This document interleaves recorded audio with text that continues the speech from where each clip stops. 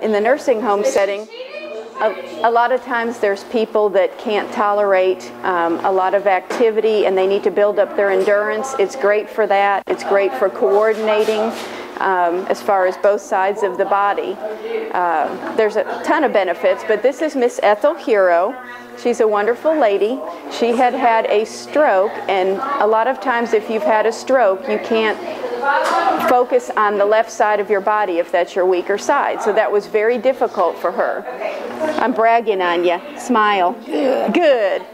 And what the Quadriciser's done for her is we're using it to get both sides of her body coordinated, and it's had dramatic results for her. She's actually two things. One is she's starting to get muscle contractures and starting to get contractions and starting to use the left side, her left arm now, which we're building on with other things.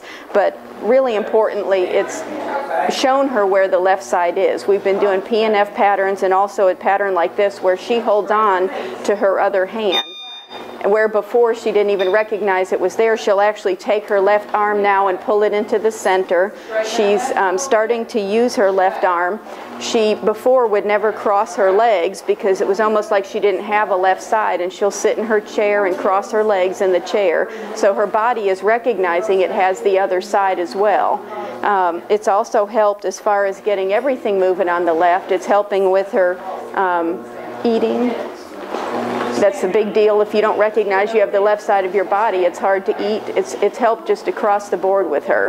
Transfers. It's been wonderful for us, and it'd be very difficult for Miss Hero to have just gotten up and moved her body like the machine makes her move, because it was so weak that she couldn't have replicated this anyway. There's nothing she could have done to do this same movement. People that have been told they've plateaued with other things, a lot of times you can't get this movement any other way. The therapist can't sit and move someone's arms and legs in this pattern.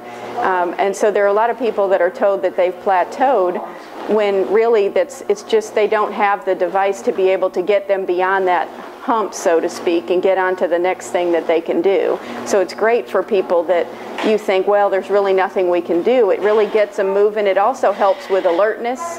People are much more alert when you do it, and that alone is a benefit as far as trying to get out of bed or feed themselves or getting a little bit more motivation. Where are you riding to? Minnesota. All righty. Going to Minnesota. It's cold there. I know it. Yeah. That'd be a trip, wouldn't it? Yeah. It's opened up a whole new avenue for us as far as our therapeutic options. We've seen, especially from a cognition standpoint even, which is kind of blows me away, because having someone who has got dementia or some sort of an Alzheimer's type diagnosis, to get them in that Quadriciser just for 30 minutes or so, it's amazing to talk with them after they get out. But it seems to affect the brain as well. Like I say, I don't understand it, but the people tend to respond more appropriately to the questions that you ask them. The comments that they make are much more appropriate. And then of course, I suppose the biggest thing that we've seen is the amount of active range of motion that we've gotten out of our stroke patients.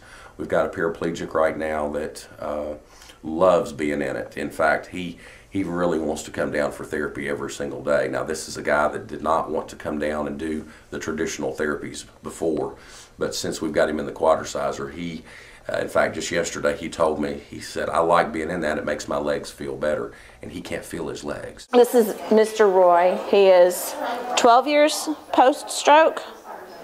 Was it 12 years ago you had your stroke? Yeah.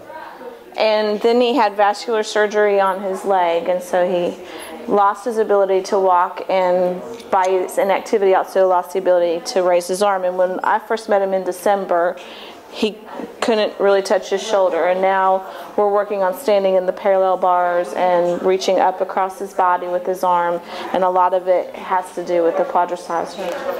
Rick said, take your nose with your left finger. So I just reached it up there. It hadn't happened in 11 years. You hadn't touched your nose in 11 years? 11, with my left hand. My goodness, that's something. We saw a lot of improvement. He said he scratched his nose for the first time in 11 years. That's one of the things that I had him do. That's one of the things I had him do. As soon as we got him off of it, I said, now reach up and touch your nose. And I think it surprised him so much, that's all he's talked about since. Is when his family members come in and they converse with me, they say he still talks about reaching up, touching his nose. So, 'cause after a stroke, you know, a lot of times you're so uncoordinated on one side or the other. So it's a simple things that you and I take for granted is just huge. How do you feel when you get done? Well, I feel like I've accomplished something. So from a therapy standpoint, it's a good tool if you have somebody who has an increase in spasticity.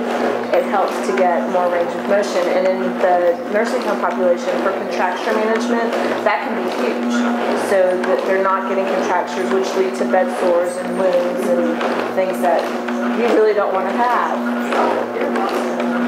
One of the nice things with the Quadriciser is that the patients who have hit a plateau or who are coming off traditional therapy services or ones that you may not consider as a traditional therapy candidate can actually be considered because it gives you an opportunity to kind of get rid of the plateau. It gives you that opportunity to give them something different, to stimulate their brain in a different way, to stimulate their muscles in a different way, and then take that and move it into something more traditional in therapy, standing balance, walking, transferring, in bed mobility, being able to put their shoes on and off, just the response time. For a lot of time, you know, the lower level patients, you may just be looking at response time. How quickly do they follow something to the left or to the right?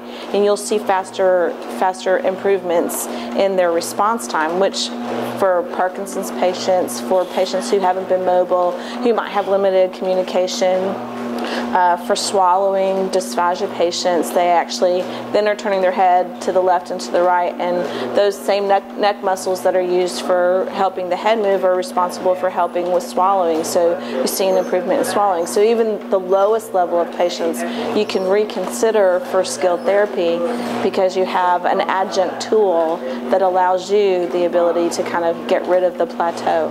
To have improvement in their range of motion and their ability to move and to have balance, and all of those things lead to a better quality of life, and that's what we want. I mean, I want my grandmother to have a good quality of life, and so if there's something out there that will help her not be stagnant and not curl up into a ball, then I want that opportunity for her. Nothing's hit me like this. Yeah, nothing's helped you like this. Not a thing. It just, I feel like it's a lot of result without any pain. That's the best part. When I get through, I'm not wore out or anything like this. Transfers have improved dramatically. I don't know if anybody else has said that. He used to be a max assist of 2, and now he's little Ann can pretty well handle him herself. Initially, we weren't able to put his boot on him, but after the Quadriciser, we've been able to put his boot back on him, which has enabled him to be able to start walking again. So that is very exciting. Good. You ready? Left. Good. Brings them to another level or another couple of levels. In fact, we've been able to keep patients longer because we're able to document progress. See, that's the biggest thing with keeping patients in therapy is being able to document progress. If you're not able to document that, you got to let them go. But with this, we're able to document, you know, as long as we're able to document consistent progress, the patient gets to stay in therapy.